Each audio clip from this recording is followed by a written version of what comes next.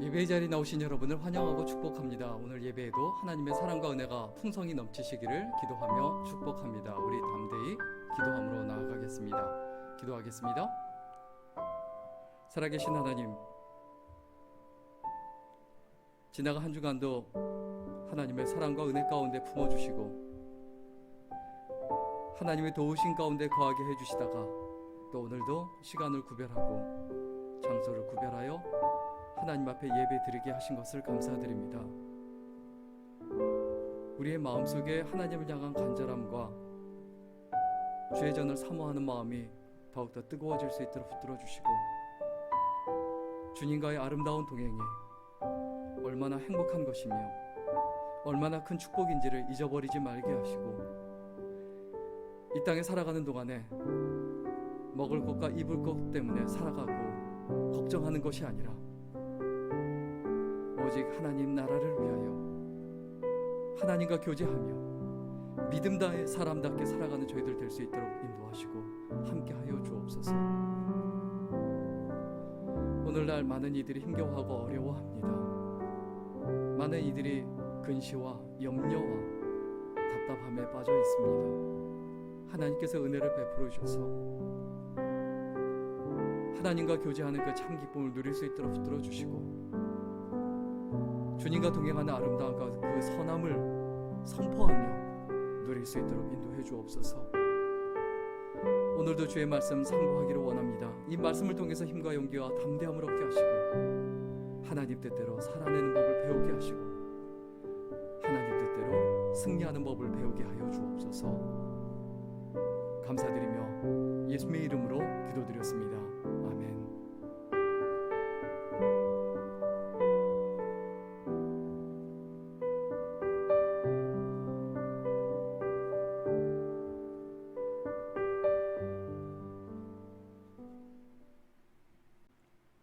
원하고 바라고 기도합니다. 같이 찬양 드리겠습니다.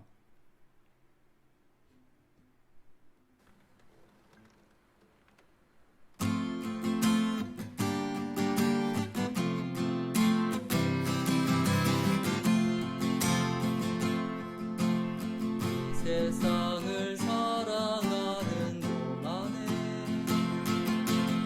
나의 힘을 의지할 수 없으니 기도하고 낙심하지 말 것을 주께서 참 소망이 되심이라.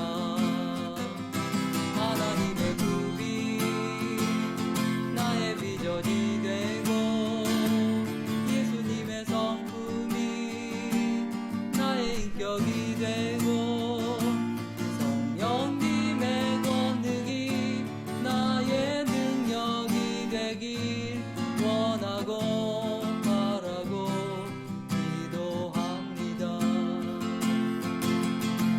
주의 길을 걸어가는 동안에 세상에 거두지할 수 없으니 사하고 낙심하지 말 것을 주께서 참 기쁨이 되심이라.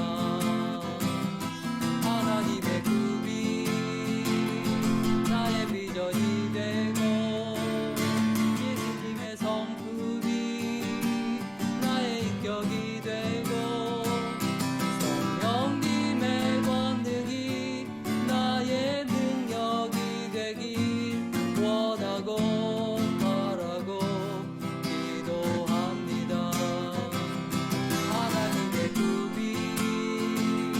나의 비전이 되고 예수님의 성품이 나의 인격이 되고 성령님의 권능이 나의 능력이 되길 원하고 바라고 기도합니다. 원하고 바라고 기도합니다.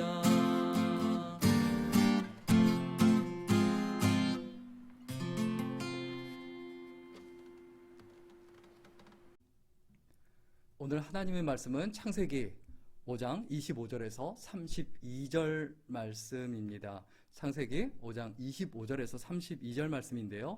우리 먼저 32절 말씀 같이 읽겠습니다. 노아는 500세 된 후에 셈과 함과 야벳을 낳았더라. 아멘. 오늘은 세 종류의 삶, 세 종류의 삶이란 제목으로 함께 하나님의 말씀 나누겠습니다.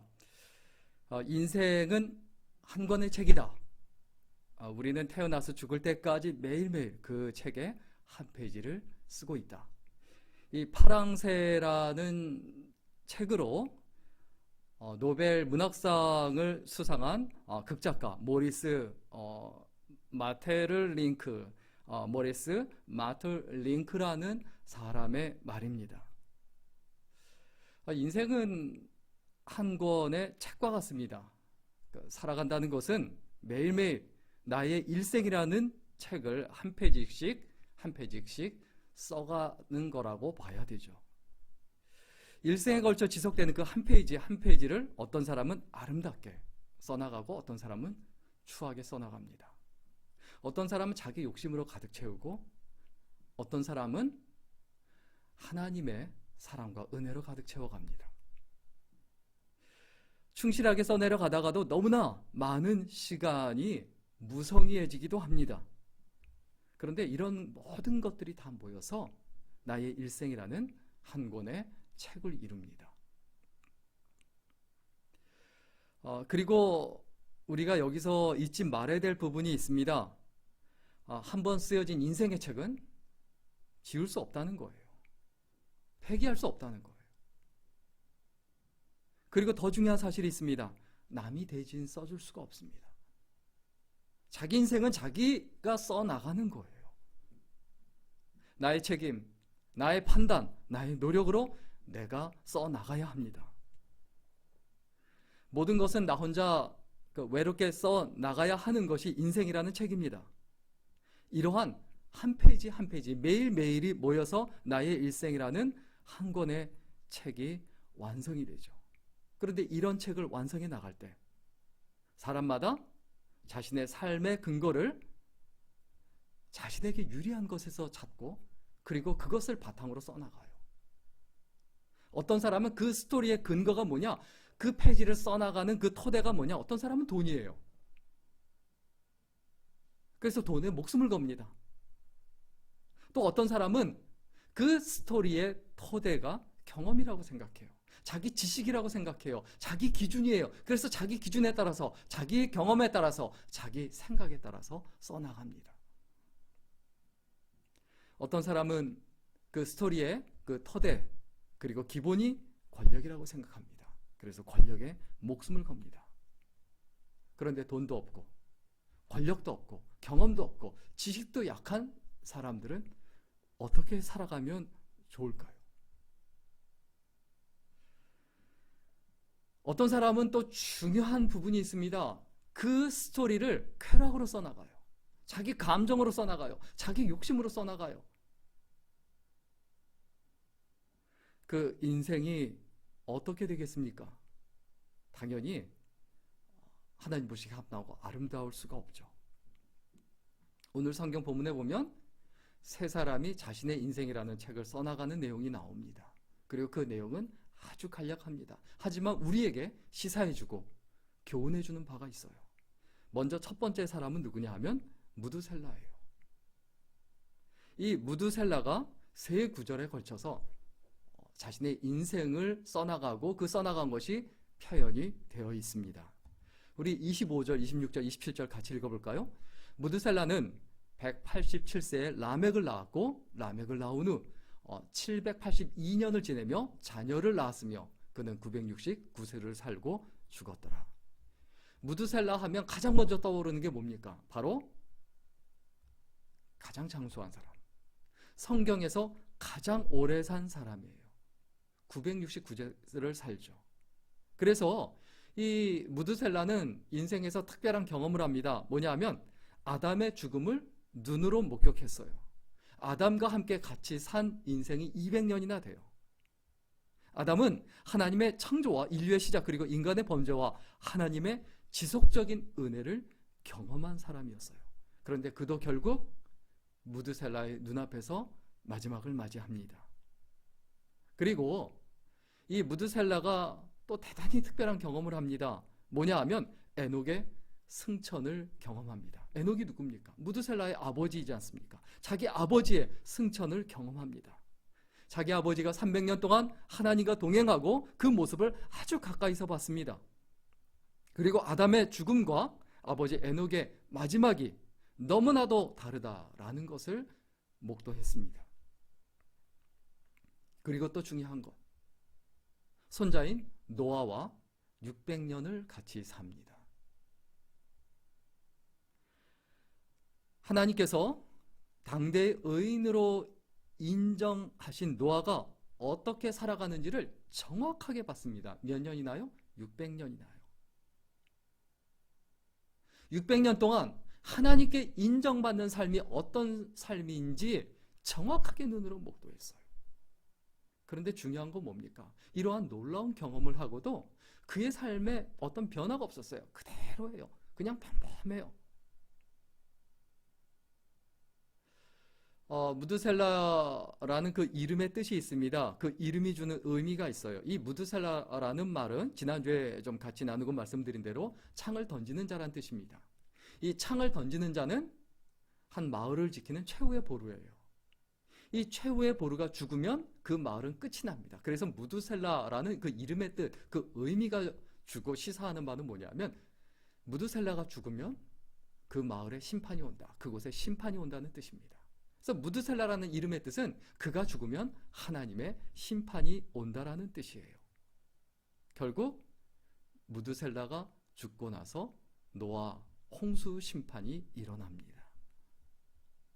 이와 같이 무드셀라가 오랫동안 하나님의 기다림 가운데 있었습니다. 하나님의 은혜 가운데 있었습니다. 그런데 그의 경험과 그의 지식, 그의 삶이 그의 신앙과 그의 믿음 생활에 아무런 도움이 되지 못했어요.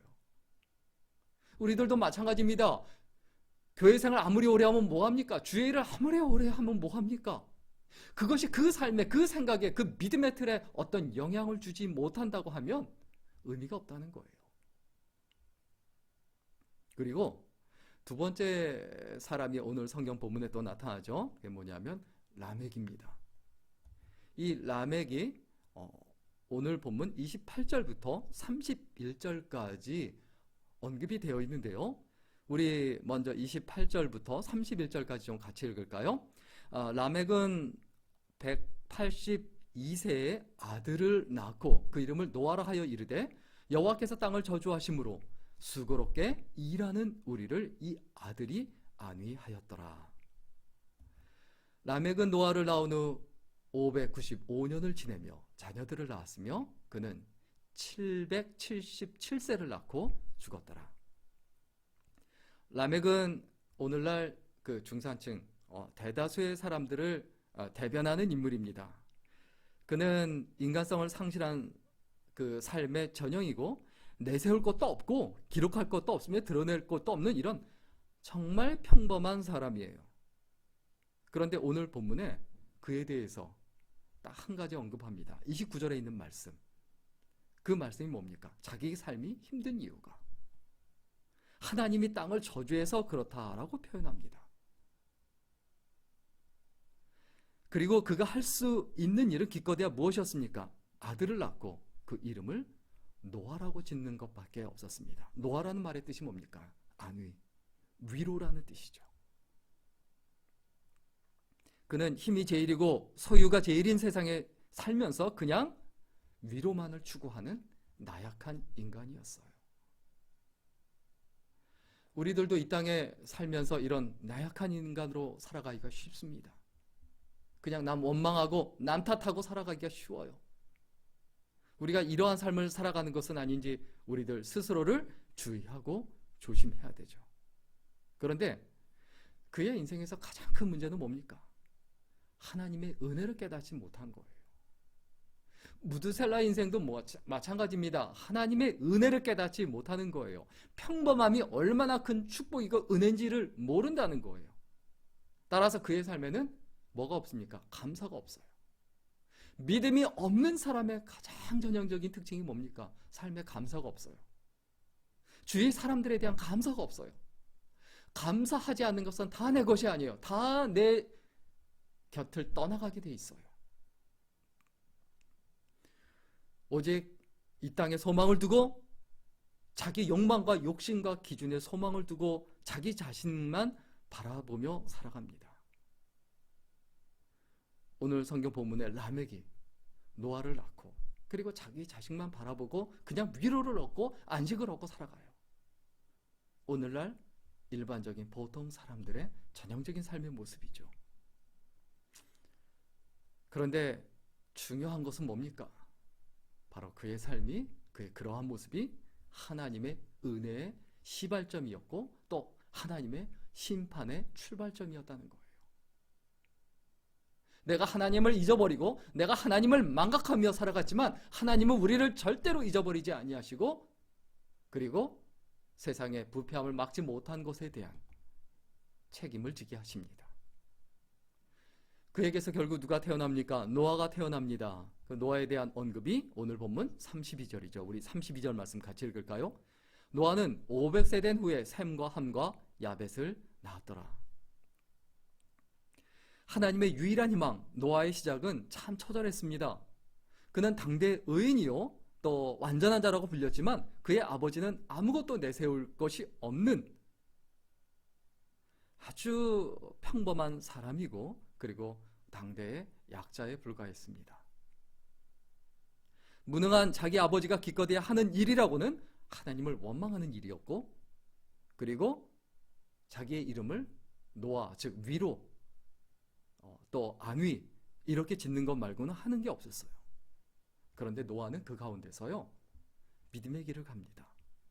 세상에 물들지 않고 자기 아버지의 길을 가지 않고 자신의 믿음을 지킵니다. 노아가 그 눈으로 항상 목격한 것은 하나님의 기뻐하시는 모습이 아니었습니다. 하나님을 원망하는 모습이었어요. 그런데 노아는 절대로 하나님을 원망하지 않습니다. 하나님을 바라봅니다. 하나님을 의지합니다. 하나님을 따라갑니다. 하나님께서 그러한 자를 찾으시고 그러한 사람을 기뻐하십니다.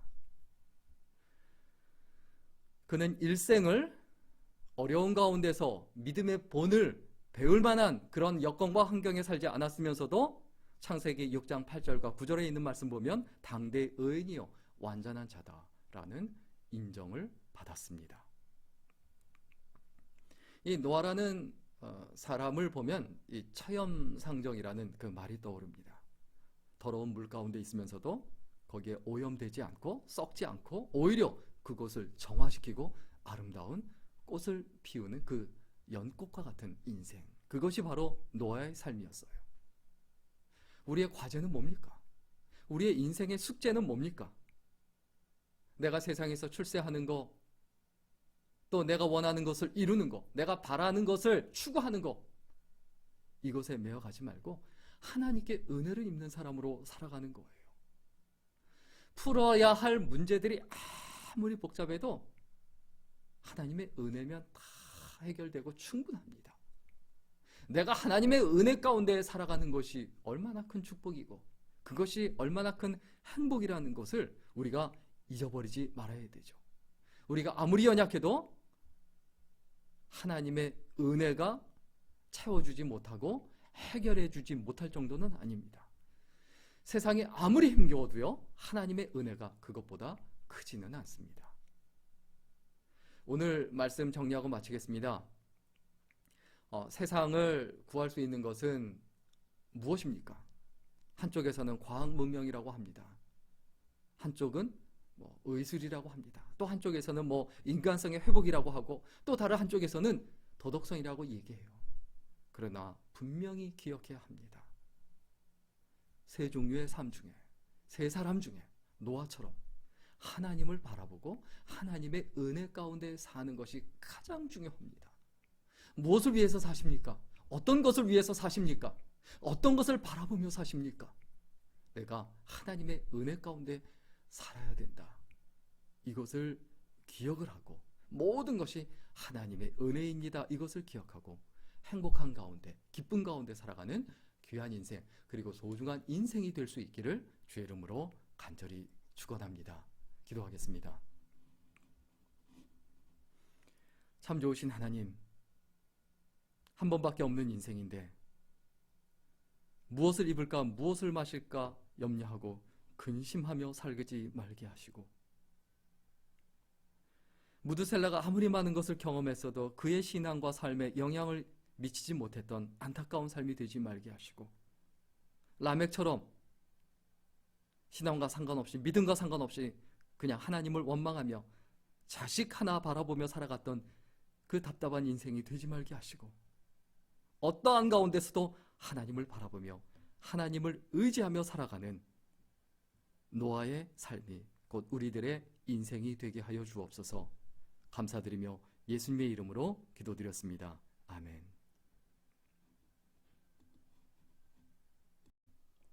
이것이 행복이라오 같이 찬양 드리겠습니다.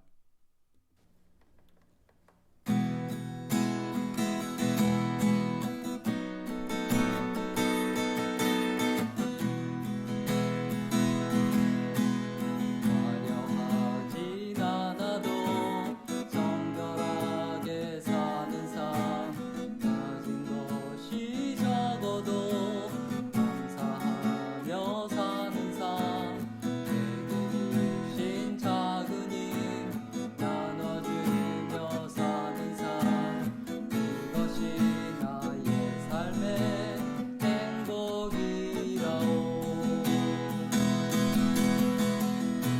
날 일 많지만 기도할 수 있는 것, 억울한 일 많으나 주를 위해 참는 것, 비록 짧은 작은 삶 주 뜻대로 사는 것, 이것이 나의 삶의 행복이라오.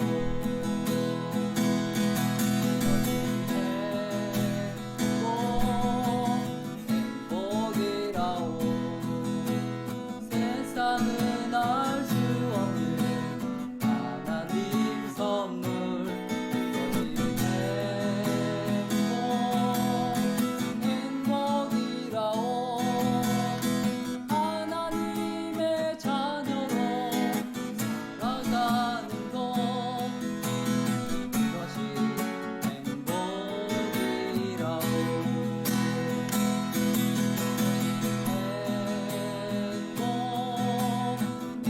행복이라오. 세상은 알 수 없는 하나님 선물, 그것이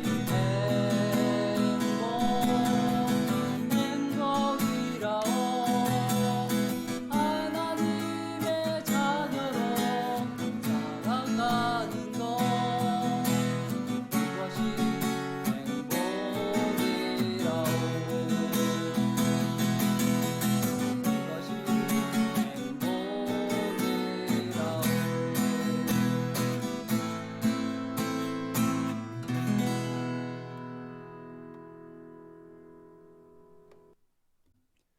마지막 기도하고 예배 마치겠습니다.